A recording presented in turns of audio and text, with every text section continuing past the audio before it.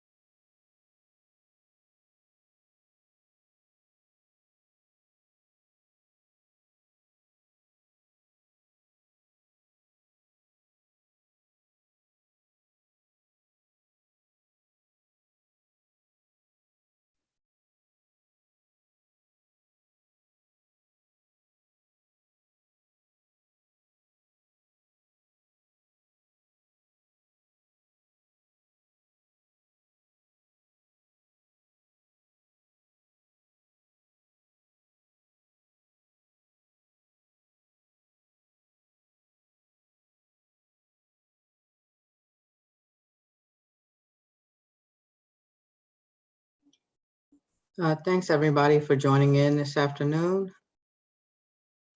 I am recording this session. I will make the recording available in a day or so after we're finished, and I can get the video caption. So I'll post the information in an announcement once the video is available.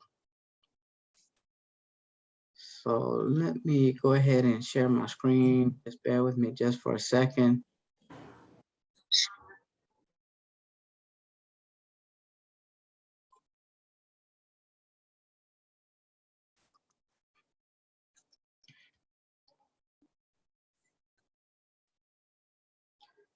All right, let's see, share.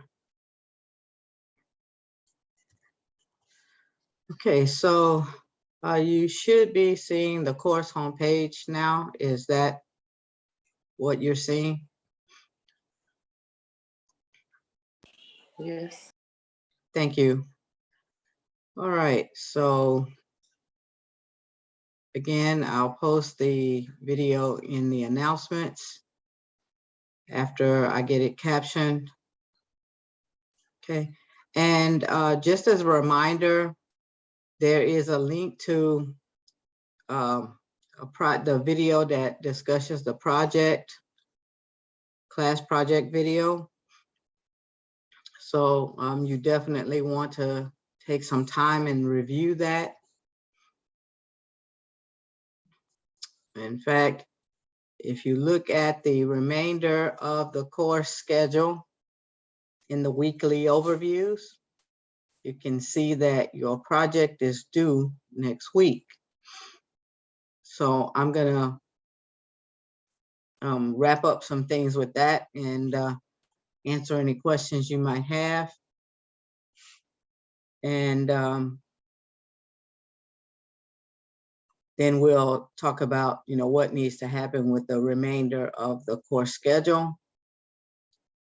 So, and of course, it goes without saying that at any point, if you have questions about anything that we covered tonight or anything else remaining in the course, don't hesitate to reach out. So just to set the stage, next week, next Monday, I know that is Thanksgiving week, but we will still have a very brief meeting next Monday so that I can talk to you about the final exam. Also, if you look at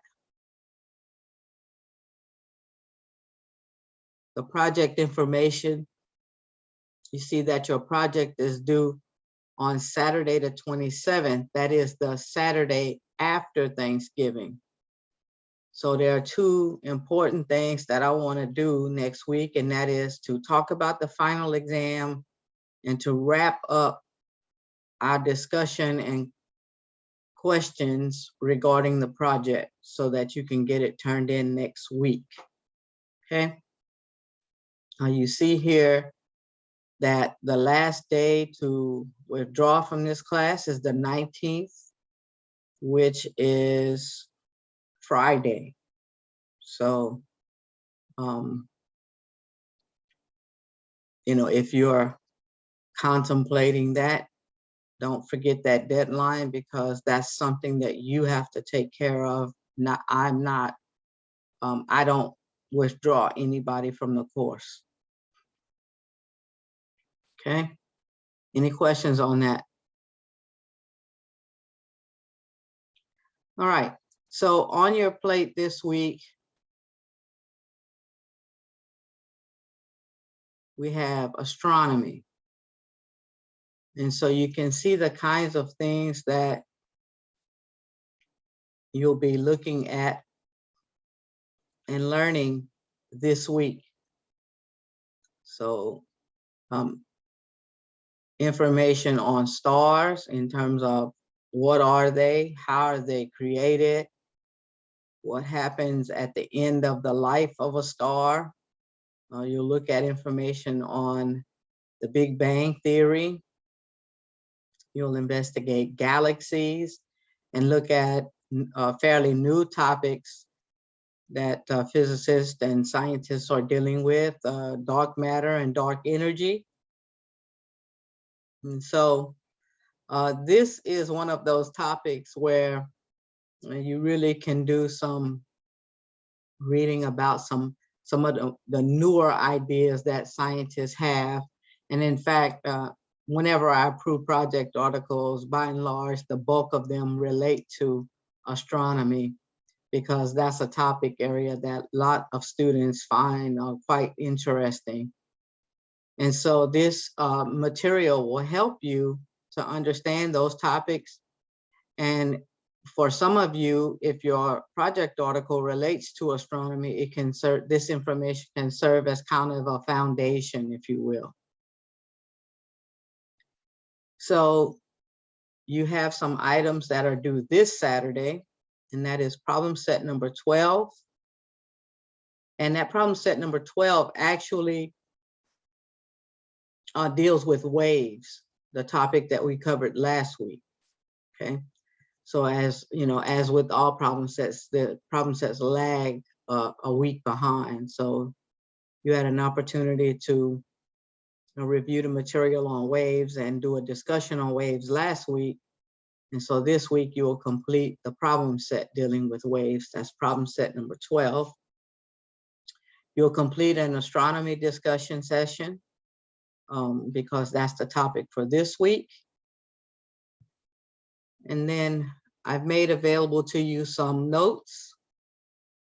Now, you will notice in this topic, unlike most of the others that we've covered, I don't have any supplemental notes here.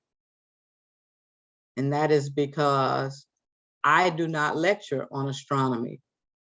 It is a topic that you will utilize the resources provided here to cover. It's a kind of a self-guided overview, if you will. So you read through the material here, you watch the videos here, and then you go back and complete the discussion on astronomy. Okay, so there's not anything I'm going to lecture on tonight. I will, however, talk briefly about the project. But before I do that, let me ask, are there any questions about how you should proceed with this astronomy overview?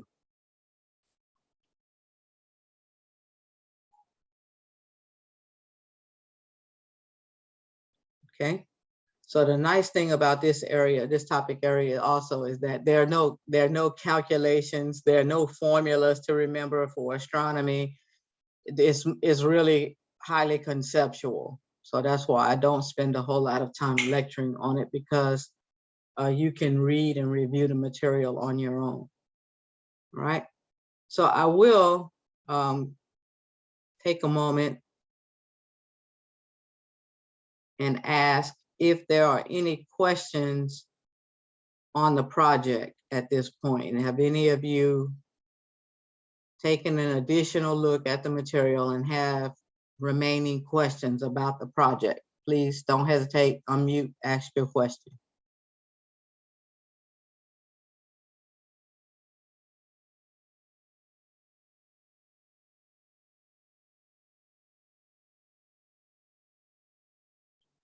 okay?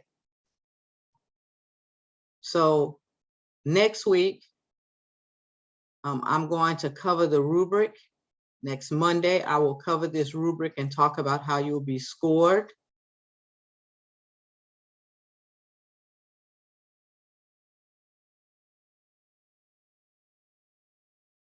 I just want to be reminding you of the information that you have available on the summary itself, because by now you should have read your article at least once. Some of you may be actually reviewing it again, which is always a good thing. And you should be beginning your writing if you have not done so already. So just to remind you, I've given you your first sentence. Do not forget to include that as your first sentence. I am summarizing the article named, written by, published in the year. You fill in the blanks where appropriate. Don't forget that your summary has to be at least 2 pages long. When I say 2 pages long, I don't mean on 2 pages, I mean 2 pages long. So from your first sentence to your last period, you should have 2 pages, okay? So that typically means that you'll have to put 4 to 5 sentences on a 3rd page to meet the 2-page length requirement. You're following APA format for the margins, which is 1 inch all around. You're double spacing, except remember your ID block in the upper left corner does not get double spaced, it's single spaced, okay? And then you only need to do the actual summary of your article in your own words. You do not need to write an abstract and a summary, okay? Do not use a running header. You're using an abbreviated header with your last name and the page number in the upper right corner. Do not include a running header. Also, as I mentioned last week, I believe you do not need any in-text citations because you're only utilizing the article that you got approved to complete the summary, okay? And if you're quoting material, remember, please put it in quotation marks. And after you close the quote, put the page number from your article where you quoted the material from, okay? I showed the picture templates last time, but we'll take a quick peek again. But what I wanted to do today is to kind of open up some of these sources that I've made available to you, and we can take a brief look at them. And I'll answer any questions that you have about them, because I want to make sure that these sources are more of a help than a confusion, okay? So when you go out to APA website, which I made available here, if you just click on it, this gives you a bit of a background on the American Psychological Association. A lot of students don't know what APA stands for, and that's why I provided this. It's not that I expect you to be some expert on the American Psychological Association. It's just so you would know where the guidelines for your, for your paper come from. Who are these people? In English class and in history classes and some other classes, you will probably be using MLA style. And so you might be familiar with that source, MLA, but maybe for some of you, this is the first time you've ever used the APA style. And so I wanted you to know something about the American Psychological Association. And it's just, it's not that I test you on any of that stuff. It's just so you know who are these APA people, okay? But to kind of help you more with the actual summary, I bookmarked 2 sources from Owl Purdue. So Owl Purdue is like an online writing lab, and they don't just do APA, they do you know, many different styles. You see, you can see that in the left side here, they do all kinds of styles. But because you're doing a science type writing, you know, science relevant to a science class, I wanted you to be familiar with APA. So they, you see, you have a style guide, link to a style guide, okay? And that's typically, you know, where you find the resources, the general formatting guidelines. You see here, they tell you how to deal with certain requirements when you write something using APA format. So you see here the general APA guidelines, okay? 1-inch margins, type double space, 1-inch margins. That's where I got the requirements that you have to follow. I pulled them directly from here. But, you know, remember I told you that you're not doing a research or thesis paper, so you don't need a running header. The font that I pulled here, you know, they tell you that you want to use a font that's legible, and typically they recommend here Times New Roman, a 12-point Times New Roman font. Okay, so that's what you should be using. They talk about having an abstract, a title page and an abstract. You're not doing either of those. You do not need a title page and you do not need an abstract. All you need is to start.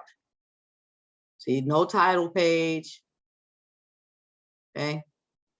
No abstract. You just go right into your actual paper, following the guidelines that I've given you here for the ID block and the abbreviated header. Okay, they do have a link to a sample paper. I put that link there as well, so we can take a look at that. Okay, so that sample paper, you can see that's the title page, that's the abstract, all of what I told you to skip. Notice after that, you get to the first page. Now, you're not going to have a running header like they have here. You see, oh, sorry. Let me try to, I can do it full screen. Okay. So you should be seeing this. Can all of you see the sample paper on the screen? I just want to make sure. Somebody, please let me know.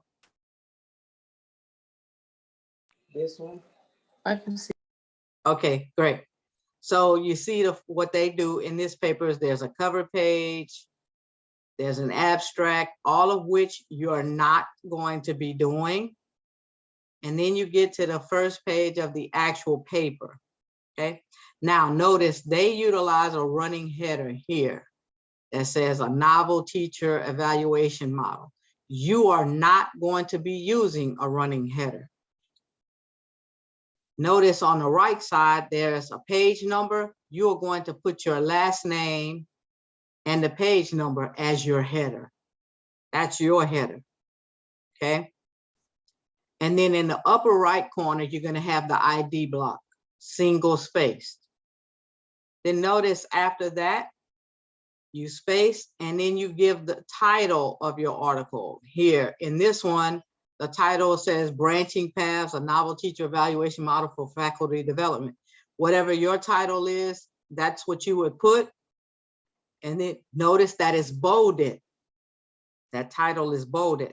The other thing you notice is that there's no extra space between the title and the first sentence. It's just regular double space. Okay, So after you put your title and you bold it, regular double space, nothing special, no big title shouldn't be in, some large font. You shouldn't have, extra spacing between the title and the first sentence. Regular double space. Okay. I've given you what your first sentence should be. The other important thing that I want you to notice is that see how they did with the quotation marks? Faculty evaluation, so on and so forth. They closed the quote and then they put page 91. That tells exactly where they got the quoted material from. But notice what they do here. According to whoever, I can't see the name, Theo, it looks like 2017. That isn't this here, Theo 2017 is an example of an in-text citation because they're telling you where they got the material from. Okay. You don't need to do that because your first sentence tells everybody what the name of your article is, who wrote it, and when they published it. So if that's your first sentence, you don't need to have in-text citations because you don't have any additional sources. Notice here, this is an example of an in-text citation. I wish I could make the page bigger. Let me see if I can do that. Right, that's a little better. Okay, you see here in parentheses, they have this. Rimmers and Brandenburg, 1927 in parentheses. That's an example of an in-text citation. That is because they're using more than one source to write this paper. So they might have some different articles, websites, books, whatever, but you don't have that. All you have is your article that you refer to in your very first sentence, that you properly quote when necessary, and you put the page number after you close the quotes, okay? Not the year of publication, the page number that you took the quote from, because your first sentence tells me when your article was published. It tells me who wrote it, tells me what the name is. So you don't have to say according to or given in-text citations like they do here, because you do not have multiple sources. This is not a research paper. This is not a thesis. This is not a dissertation. This is a 2-page summary, all coming from your single article that you got approved. Okay? Do you follow that? What are your questions about that?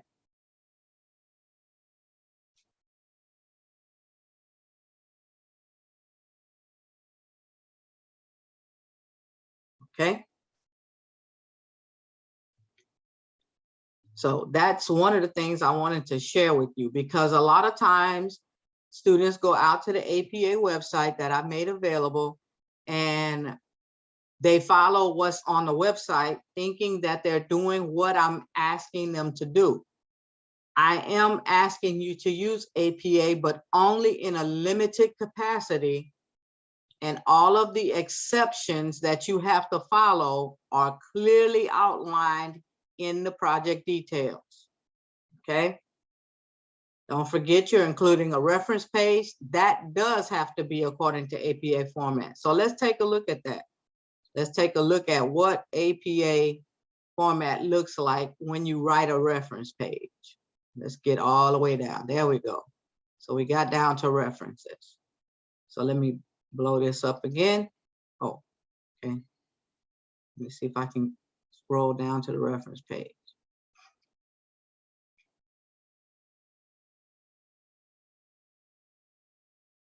So here we are, we get to the reference page. So this is the format that you follow. Notice they have a running header on their reference page. Remember, you do not need a running header. What do you have?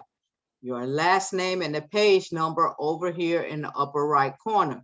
Also, please do not put the ID block on every one of your pages. The ID block only goes on your first page. And you're not doing a cover page. Okay, as I mentioned in the project details, a cover page is optional, and I would prefer if you did not include one at all. Okay, but notice here, references.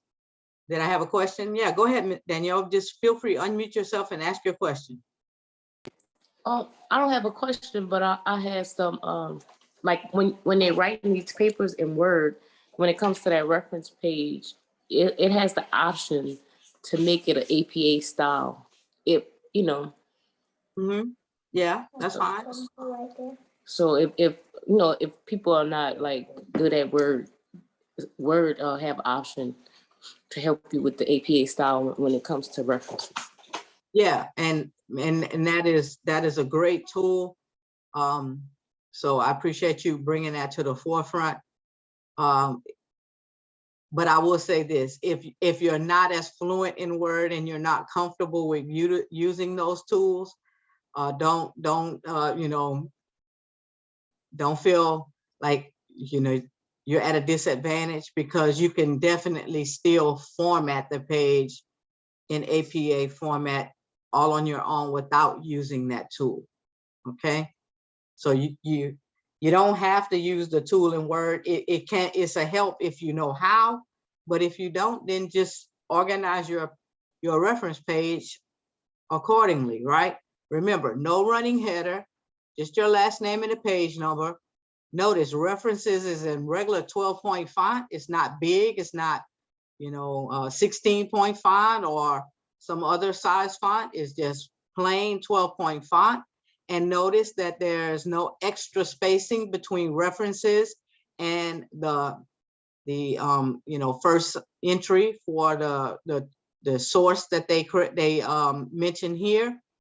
Notice references is bolded, so you should bold the word references. And then notice how they create the citation. Now you're only going to have one. The only citation you will have is one for your article. There should not be any other items on your reference page, because the only credible source for this project is your article that you got approved, or if you didn't get an article approved, whatever source you're using. Okay, hopefully you picked the right thing.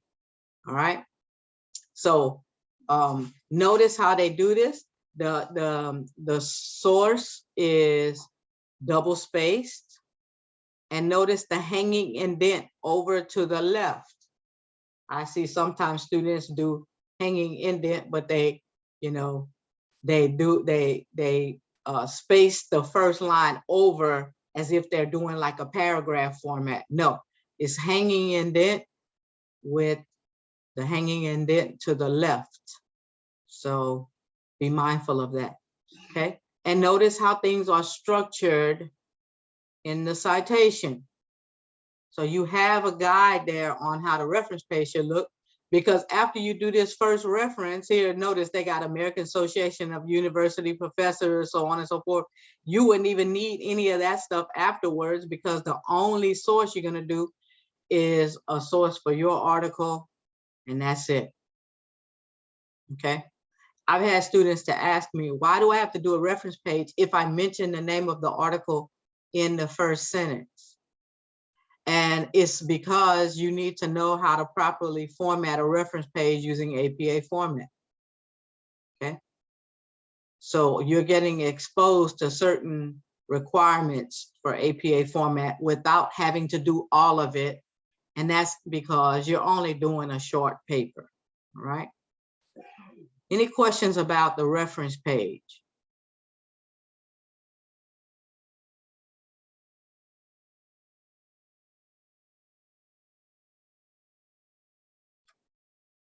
Okay, all right. I think I talked about plagiarism last week, so I won't belabor the issue. Is there anyone who has any questions about that? Maybe you took some time to go and take a look at it over this past week, and you might have a question. Please don't hesitate, unmute and ask your question.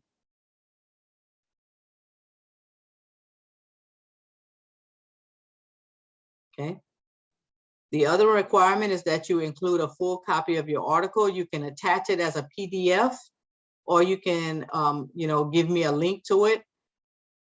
Some students go and find the email showing that I approved the article, and they just respond, forward that to me and attach their summary.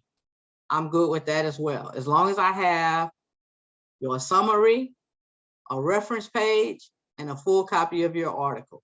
Those are the 3 things that you have to turn in to be fully meeting the requirements of the project. The summary, a reference page formatted in APA format, and a full copy of the article or a link to it. All right. Next week, I'm going to cover the actual scoring rubric and answer any questions that you might have about how your project is going to be scored. That project is worth 100 points. And please be aware that I do not accept late projects. I do not accept late projects because I have to read and score every single one of them. Okay? What are your questions?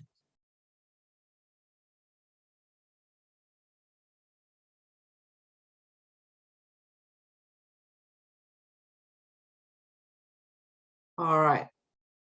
So that takes care of what you have on your plate for this week. The astronomy information and discussion, problem set 12. And then next Monday, we will talk about this applications overview. And not this Saturday, next Saturday, your project is due.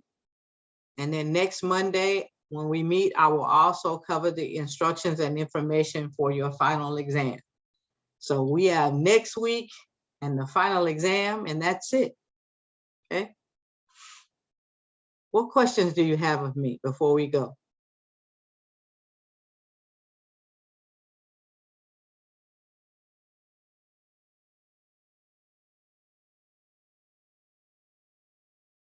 All right.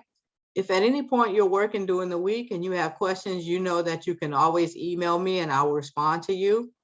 Other than that, I'll see you back here next Monday.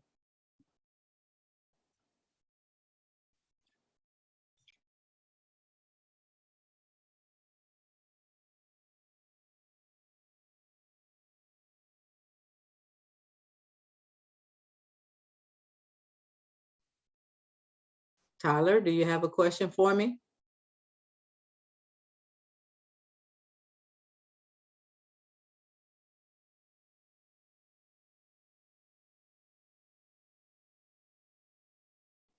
Tyler, do you have a question for me? If you can't use your mic, just type your question in the chat.